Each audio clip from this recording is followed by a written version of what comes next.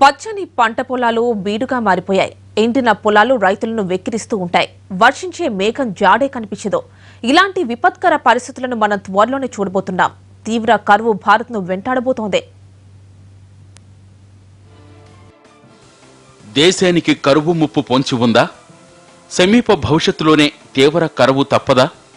అన్నదాతకు ఈసారి ఆశాభంగమేనా? అస్తవ్యస్త వాతావరణ పరిస్థితులు, వెంటాడుతున్న ఎల్నినో ప్రభావాన్ని చూస్తుంటే ఈసారి భారత్లో తీవ్ర కరువు పరిస్థితులు తప్పవని ముందస్తుగా హెచ్చరిస్తున్నారు శాస్త్రవేత్తలు.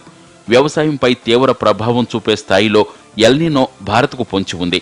నైరుతి రుతుపవనాలు సకాలంలో దేశంలో ప్రవేశించిన సాధారణం కంటే తక్కువ వర్షపాతమే నమోదు కానుంది.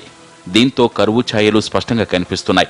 దేశంలో వాతావరణం కూడా గతంతో పోల్చితే భిన్నంగా మారింది. మండుట ఎండాకాలంలో భారీ వర్షాలు కురవడం, వర్షాకాలంలో చుక్క కూడా రాలకపోవడంతో ఋతురాకమే గతి తప్పింది. అన్నీ కలిసి దేశంపైకి కరువును మోసుకొస్తున్నాయి.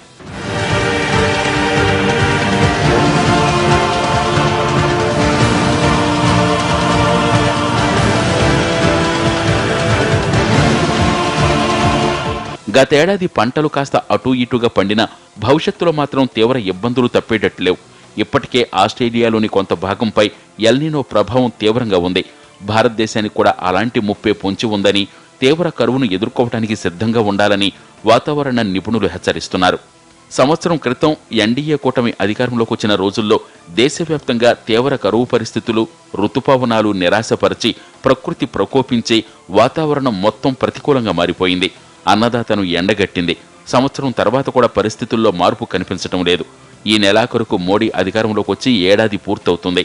అప్పటి తీవ్ర వర్షాభావ పరిస్థితులే ఏడాది గడిచిన తర్వాత కూడా మోడీ ప్రభుత్వానికి కంటి మీద కునుకు లేకుండా చేస్తున్నాయి.